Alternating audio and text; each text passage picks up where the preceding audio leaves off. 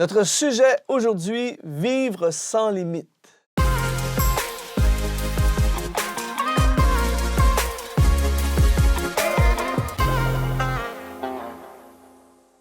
Bienvenue sur exponentiel.net. Ici Luc Dumont. Quelle joie d'être avec toi encore aujourd'hui et quelle joie aujourd'hui de recevoir mon ami Yohan de Fontaine qui est l'activateur par excellence. Bienvenue Yohan. C'est un privilège d'être là encore ce matin avec toi. Yohan est un collaborateur fréquent sur exponentiel.net. Yohan, pour ceux qui ne le connaissent pas, est un pasteur, est un entrepreneur qui construit différents projets immobiliers entre autres, qui vient de la France mais qui vit maintenant ici au Canada. Yohan est un mentor, un coach, un communicateur et c'est un activateur ultimement. Aujourd'hui, nous allons parler de vivre sans limite et pour moi, Yohan de Fontaine, tu représentes bien ce sujet. Je te connais maintenant depuis quelques temps et tu es vraiment quelqu'un qui, dans ton langage et dans ta façon d'être, on a l'impression qu'il n'y a pas de limite, que tout est possible. Et ça représente la philosophie, la pensée d'Exponentiel. Et parle-nous un peu de cette vie sans limite. Est-ce que toi, tu crois que c'est possible de vivre sans limite? Je crois à fond que c'est possible de vivre sans limite. Vivre sans limite, c'est pas vivre sans contrainte. Hein. Tu sais, tous les matins, je me rêve, j'ai des fois la tête en vrac, j'ai des problèmes, des factures, on est comme tout le monde là. Vivre sans limite, c'est absolument pas vivre sans contrainte. Ce n'est pas une vie de déni non plus. C'est une question de mentalité en fait. Vivre sans limite, c'est une question de mentalité. Moi, je crois que tout est possible. Je crois que tout est possible au niveau matériel comme au niveau spirituel. Je crois aux résurrections des morts, je crois aux guérisons, je crois à tout ça. Je crois que Dieu est illimité. Et comme je sers un Dieu illimité, je crois que ma vie est donc sans limite. Comment on vit une vie sans limite? Dans le concret, là, nous, on fait une capsule aujourd'hui, on peut faire des déclarations, tout ça. Et c'est facile de faire ces déclarations. Mais après ça, quand on sort d'ici et qu'on fait face justement à la facture, et on fait face à nos réalités, à la fatigue, aux contraintes, à la météo, on fait face aux trucs dans notre pays, notre emploi, nos réalités en fait. Comment on peut vivre une vie sans limite? C'est une grosse question que tu me poses parce que ça dépend de chacun. C'est sûr qu'on n'a pas tous les mêmes réalités, les mêmes défis. C'est sûr que moi, je suis peut-être privilégié pour certains. Certains pensent qu'en étant entrepreneur, c'est parce que mes parents étaient entrepreneurs. Non, rien à voir. Moi, ma mère est infirmière, mon père était assureur, rien de spécifiquement entrepreneurial. Mais c'est une question de mentalité, encore une fois. On ne peut pas se lever le matin en disant aujourd'hui, ça va être la galère, je vais échouer. Si tu te lèves le matin comme ça, c'est certain que ta journée, ça va être compliqué. Yohan, tu parles de mentalité. Est-ce que c'est possible de changer une mentalité? Je crois qu'on peut changer une mentalité, je crois qu'on peut renouveler une mentalité, je crois qu'on peut chaque jour aller comme inspirer notre mentalité. Moi, mon secret, c'est que tous les matins, je prie pour la journée et je déclare des choses pour mes enfants, pour mon couple, pour ma vie, pour mes entreprises, pour l'Église, pour mon service, pour mon ministère. Je remets tout ça à Dieu. Quand je te parle, Yohan, par exemple, on parle je dis n'importe quoi, mais on parle d'un projet quelconque. Tout de suite, dans ton langage, tu es en mode « OK, qu'est-ce qu'on fait? On le fait quand? On commence quand? » Tu vois? Et ça, je suis conscient que c'est une mentalité, mais comment on fait? Quelqu'un là, qui nous regarde en ce moment, parce qu'il y a d'autres personnes, tu leur lances une idée, puis tout de suite, ils vont te dire « Oh non, c'est impossible, j'ai mon beau-frère essayé, ça n'a pas fonctionné, il fait trop froid ici, il fait trop chaud, on n'a pas l'argent, tout ça. » Comment je peux shifter ma mentalité pour avoir une mentalité sans limite? Moi, je crois qu'il faut déjà prendre conscience de notre mentalité. Est-ce qu'on a une mentalité du désert ou est-ce qu'on a une mentalité de la terre promise? Tu sais, Moïse a envoyé 12 espions, 10 reviennent en ayant vu les mêmes géants que les deux autres, Caleb et Josué. Les 10 reviennent, ils dépriment tout le peuple, quoi. On n'y va pas, les gars, on va se faire défoncer. Ils sont trop grands, trop beaux, trop machin pour nous. Et les deux autres reviennent, Josué et Caleb, en disant, les gars, Dieu nous a donné ce pays-là, on va tout prendre. C'est cool. Un bel exemple, deux mentalités, même situation. C'est pour ça que ça prend de la foi. Tu sais, pour moi, la foi, j'aime ce que Bill Johnson dit, la foi, c'est la monnaie du ciel. C'est ce qui te permet d'accrocher les réalités invisibles du ciel et de les amener dans ton visible. Quand Jésus nous commande, en tout cas nous exhorte à prier à Dieu que ta volonté soit faite sur la terre comme au ciel, c'est cette foi qu'il faut y mettre chaque jour que dans le ciel, il n'y a pas de malade. Dans le ciel, il n'y a pas de limite. Et chaque jour, avec la foi, on peut amener le ciel sur la terre. Donc, c'est ça, vivre sans limite. Maintenant, il faut quand même avoir un moment de réalité dans le surréel. C'est-à-dire que vivre sans limite, ce n'est pas être en déni, je l'ai mentionné précédemment. Par exemple, Je ne peux pas dire, moi, aujourd'hui, je suis un joueur de la NBA. Et puis, je vis sans limite, donc d'ici 5 ans, je vais jouer dans la NBA professionnellement. C'est pas réaliste. Je mesure pas 2 mètres. Je mesure pas 2 mètres. Je fais pas ça depuis que je suis enfant. J'ai passé l'âge de devenir un joueur de basketball professionnel. Donc, c'est pas ça, vivre sans limite. C'est pas vivre dans un monde imaginaire et irréaliste. En fait, c'est souvent, moi je suis assez attristé de voir parfois les définitions de la foi que certains enfants de Dieu, je veux dire, comment certains enfants de Dieu définissent la foi. Je prends un exemple très concret. On a tous besoin parfois de contracter des crédits, des engagements financiers sur du long terme, 20 ans par exemple, pour une corporation, une entreprise, une église qui est en développement, peu importe. La foi n'est pas de contracter un prêt sur 20 ans et dès les premiers mois de ne pas savoir comment on va le payer. Ça ne s'appelle pas de la foi, ça s'appelle de la stupidité. Mais la foi, c'est de savoir qu'en faisant ce que j'ai à faire pour rembourser chaque mois pendant 20 ans et avoir fait une stratégie avant, eh bien Dieu va prendre le relais dans les moments compliqués. Dieu va prendre le relais de ma faiblesse, encore une fois, et pas de ma paresse. Ce que j'ai à faire, je dois le faire. Souvent, j'entends dire, quand Dieu est dans l'affaire, il n'y a rien à faire. Mais quand Dieu est dans l'affaire, ça nous rend responsables de faire ce qu'on a à faire. C'est ça, exactement. Donc, comment, par exemple, à quelqu'un qui nous regarde en ce moment, comment vivre sans limite pourrait s'appliquer? Je ne veux pas que ce soit juste des déclarations aujourd'hui. Je vis sans limite, tout ça. Je veux le vivre. Et comment ça peut s'appliquer? Comme je prenais l'exemple de moi-même, c'est des limites, ça. J'ai des limites. Il y a des limites.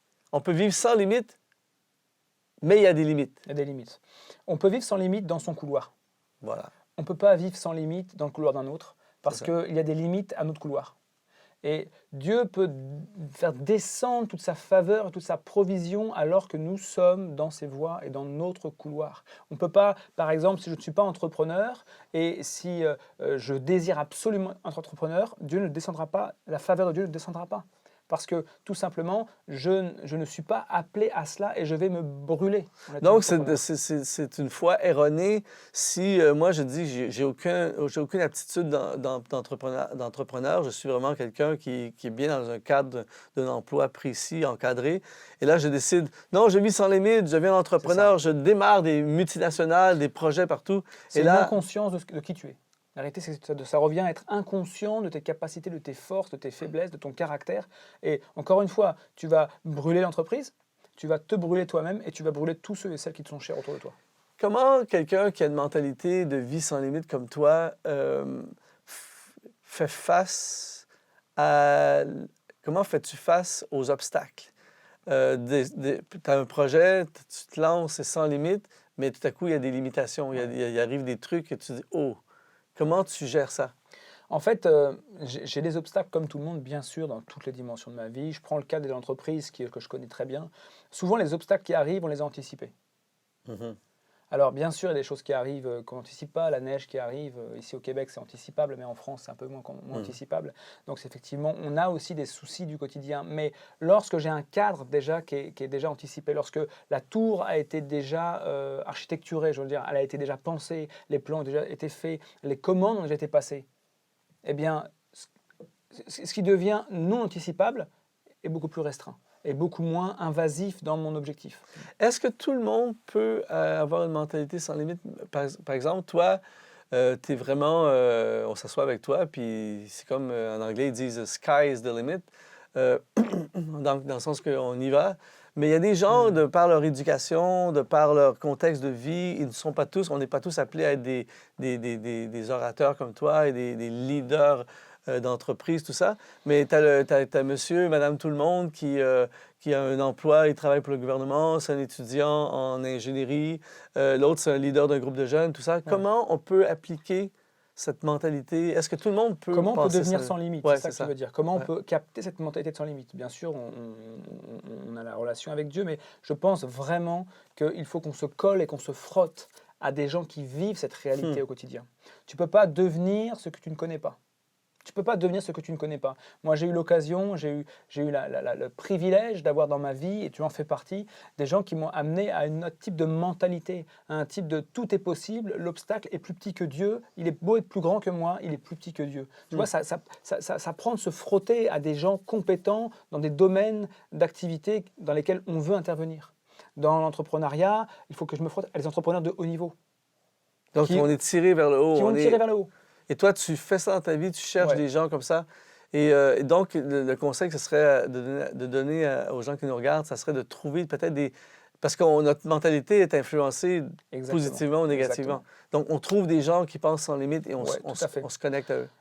Il y a une difficulté pour beaucoup à entendre le fait de trouver des pairs. Des pères au sens père, paternité. Mhm. On doit tous, je pense, moi en tout cas pour grandir, à trouver des pères spirituels, des pères dans l'entreprise, des gens qui vont nous amener pour notre intérêt à nous, pas pour le leur, mais pour nous amener un peu plus haut et pour nous amener à grandir, à nous discipliner, à devenir et finalement à éviter les problèmes, les écueils que eux ont pu vivre. Nous, on pense que l'intelligence, c'est à chaque fois, ou la sagesse, c'est à chaque fois de réussir à gérer un obstacle, ou en tout cas de outrepasser un obstacle. Mais la vraie sagesse, c'est de se servir des obstacles que les autres ont franchis pour pouvoir progresser plus vite. Est-ce que des fois, des fois, tu peux faire des déclarations, nous allons faire ça sans limite, tout ça. Est-ce que ça arrive, par contre, des fois, tu te dis, ouf, là, j'ai peut-être un peu... Chauffer trop la salle. Ouais, c'est Trop chauffé. c'est ça.